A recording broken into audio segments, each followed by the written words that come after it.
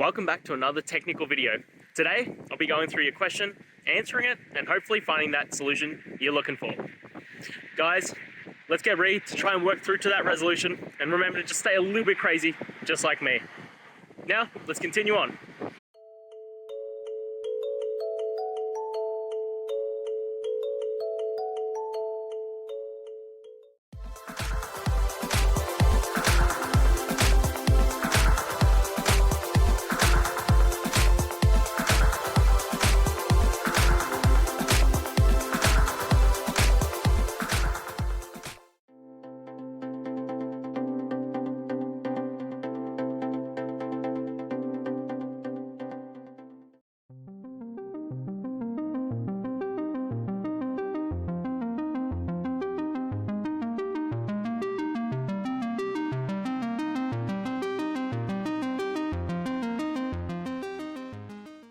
And that's it, guys.